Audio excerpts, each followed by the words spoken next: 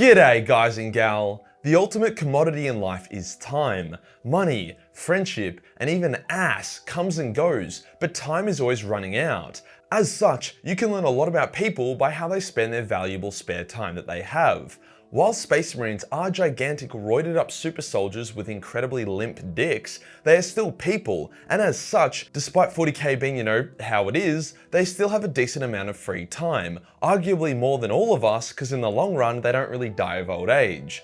Did you know that the Blood Angels are actually accomplished artists and poets? When they aren't accidentally killing their allies. Did you know that various Chaos Space Marines are avid brewers of various alcohols? Most of them are really bad at it, but a hobby is a hobby, Before we get started, two things. Firstly, 300,000 subscribers. Wow, that happened pretty quick. You guys and gal have been subscribing at record rates, like this is the largest month for the channel ever by far, and I've spent half the time having a drunken bender, so thank you. We actually got to 300k so quickly that the Majorkill 300k merch isn't available yet. Unlike previous milestones, I won't be selling a hoodie for 300k due to various reasons I'm not going to get into. However, I decided to get a limited edition 300k Majorkill mini created. It's 300k. 300 Spartans, Space Spartans, that's it. 300 limited edition Space Spartans to celebrate 300,000 subscribers. They'll also have 3 head variants, come with a 32mm base, and will be completely kit bashable with official models. So if you wanted to have a Minotaur force, you could get this guy to proxy as a special model and then use the 2 extra head variants to make 2 of the other units in your squad more Spartan-y. He's not available yet for sale, however he is available to reserve. So if you want to guarantee an order spot for him, message me on Discord and I'll make sure you get a private sale link 24 hours before he goes live. When will he be available? Well, this brings me to my next point. I'm going to LA for 10 days on Friday as a cheeky holiday. I won't be making content while I'm away, but by the time I get back, he'll be ready to go. If you are from LA and you want to get a beer, then let me know on Discord, and if enough of us are keen, we can all go and get on the piss together. Today we'll be going over the basic universal schedule that covers most Astartes. From there we will dive deeper into the lore to discover the various different hobbies and even holidays that the various Space Marine chapters like to play around with. Let's get into it. First things first, we've got to figure out how often a Space Marine gets spare time so we know what kind of things are available for them to do. The setting of 40k can be summed up by listening to an 8-year-old kid play with Lego spaceships. There's a lot of war, and as Space Marines are built for war, it keeps them quite busy. However, heading to war zones takes weeks. Waiting for reinforcements before entering a war zone can take even longer. Wounded Space Marines stationed on home worlds, Astartes that supervise new recruits, the post-war cleanup. There are plenty of times where Space Marines are not balls deep in the galaxy's problems. Here's what GW says an average loyalist Space Marine's daily life looks like. 4 AM, it's wake up time. Say their prayers and oaths to the Emperor before listening to the announcements of the day. Stuff like Employee of the Month, or the Astartes putting bets on to see which recruits will survive the induction process.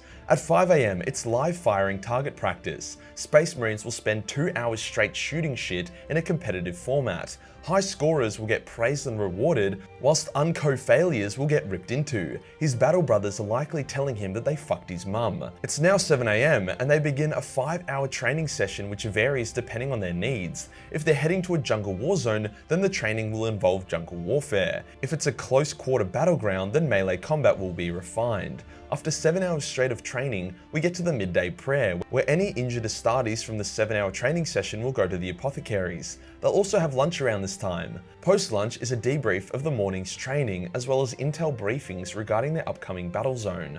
After this, the Astartes will have another 5 hours of battle practice, which varies depending on what the chapter is lacking or needs to prepare for. It hits around 9 PM after this, and the worn-out Space Marines have their dinner and evening prayers. In many chapters, this is also around the time where various Battle Brothers' gene seed is tested to ensure a lack of corruption. After this, another cheeky 2-hour nighttime training session before each Space Marine checks and maintains their gear, before they're given an official 15 minutes of free time before bed at 12 AM. Then after 4 hours of sleep, they do it all again.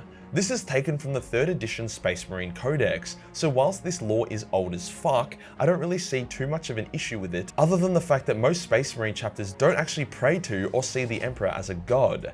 If anything, the above routine looks exactly like what the Black Templars would do, except replace all firing exercises with sword fighting. Now you might look at this and be like, what the fuck? 15 minutes of free time? I can't even enjoy a good wank that fast, let alone fit in all my hobbies. But if you actually look, there is plenty of time. Essential training, meals, and briefings take up around 12 hours, while shit like prayers and other less essential tasks take up around 8 hours. As such, those 8 hours could be seen as the time the Space Marine chapter members spend on recreational activities or hobbies. The Black Templars view prayers as a mandatory recreational hobby, whilst the Blood Angels and Space Wolves don't. The Blood Angels are actually shown to be wonderful artists. This is because when Sanguinius found his sons, they were a bunch of bloodthirsty berserkers that were crazy enough to make the World Eaters look like a bunch of Ultramarines. Sanguinius taught his sons that through the pursuit of nobility, creativity, and beauty, they could overcome their savagery and be the true bastions of mankind's ideals. This actually worked really well. The Blood Angels' artistic talents and dedication have been shown to delay and suppress the Black Rage and Red Thirst. The Blood Angels' successor chapter, the Angels Resplendent,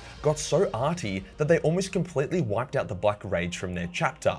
They even abolished their Death Company because they didn't have any angels to put into it. But, as this is Warhammer, eventually shit went sideways for the Angels Resplendent as their chaplains took over and banned spare time, resulting in many members of the chapter losing their shit and falling to the Black Rage. Fair enough. A bit of wholesome Blood Angels lore I read was that they often have art classes together, one of the senior members of the chapter even going around and giving feedback and encouragement to the other angels' work. The Ultramarines are heavily involved in the running and politics of Ultramar, hence the 8 or so hours they have per day would likely be spent on administrative tasks and processes to help the realm run at maximum efficiency. Gilliman made a point to train his Ultramarines to be legendary governors and leaders so that they would still have practical application when the Great Crusade ended. The Space Wolves probably have the most enjoyable free time, as they love drinking, hunting, and brawling, and if the rumours are to be believed, fornicating. Pharissean women are no joke. The Space Wolves are one of the only groups of people who have figured out how to brew beer strong enough to genuinely get an Astartes drunk. The Salamanders have a lot of culture and rituals, hence their free time mostly revolves around cuddling each other and playing with fire and shit. In saying that though, the Salamander Astartes are often given leave to go live amongst the people of Nocturne and help them, even being encouraged to hang out with their own families that raise them. This is a big contributor as to why the Salamanders are a lot more caring and considerate than the other chapters. They are encouraged to hold on to their humanity. Surprisingly, the White Scars don't spend all their free time revving the fuck out of their jet bikes. They too are encouraged to practice artistry and poetry. Funnily enough, video games exist in the grimdark universe of 40k. The Iron Warriors regularly played a version of Warhammer 40k on both tabletop and computers, called Cogitators in Warhammer, whilst the Iron Hands regularly play VR simulation games. They say it's for training, but I don't know what you would learn from playing Yandari Simulator. Pre-heresy, the Thousand Sons spent their free time researching and writing books. Ahriman even grew a vineyard and made some of the finest wine in the entire galaxy. He actually planned on retiring when the Great Crusade was finished to focus on his vineyard full time. Whilst sparring with melee weapons was a part of each Space Marine's training, often their official training time would focus more on tactics and range warfare rather than the significantly less practical art of 1v1ing people in a melee duel during a full-on war zone. In saying this though, sword fighting is fucking dope, hence many Space Marines do it in their spare time for fun. Some Space Marines use very obscure melee weapons, hence they need to dedicate most of their spare time in mastering the weapon. It seems as if Chaos Space Marines spend most of their time on these kind of activities. That does bring me to Chaos Marines. What the fuck do they do during their spare time? Well, the thing is, due to Chaos being a bit chaotic, Chaos Marines technically have as much spare time as they want. Any training they do is because they are either forced to by their war masters before a war, or they simply just want to do it. The Emperor's Children are probably the best example of this. They are always high as fuck, going on wild sex and drug-fueled benders, or just torturing their slaves. World Eaters are in a similar boat, but replace the sex with killing. The main draw that turns loyalists into traitors is the break from routine and the freedom to do whatever the fuck they want.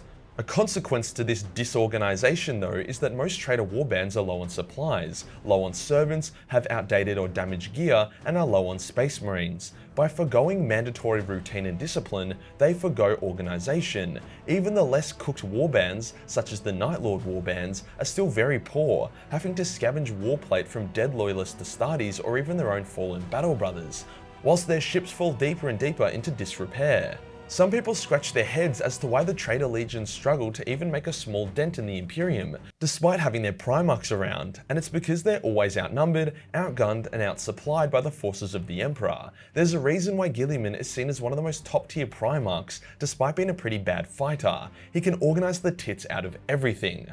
Going back to Chaos Marines, they have been shown to also engage in artistic pursuits, although the materials they use for their art are a lot less wholesome than something the Blood Angels would use. Not joking, there are artworks out there made by Chaos Marines that use nothing but blood, shit, and cum painted on a canvas of flayed human flesh. In a funny bit of lore, the heavily corrupted Death Guard Chaos Lord Vrox writes down the names and encounter of everyone he's ever killed in a rotting disease, the book. Funnily enough though, he is actually super articulate and has very nice handwriting. Very honourable dude as well. Often promises his enemies an uncorrupted burial if they fight with honour. One of the most wholesome Chaos Marines being a rotting, walking, Nurgle-like corpse should really show how fucking twisted Chaos is. There are other snippets of lore we get to see, such as the Raven Guard playing hide and seek with each other and the World Eaters engaging in gladiatorial games. However, Warhammer lore often doesn't spend much time looking at the downtime before each war. It's more so on the pew-pew and less so on the wholesome hobbies. But from this video, you should be able to see that a Space Marine is more than just a walking murder machine. They are walking murder machines that sometimes write poetry and shit. If you enjoyed the video and you want to support the channel, then Patreon is the place to be.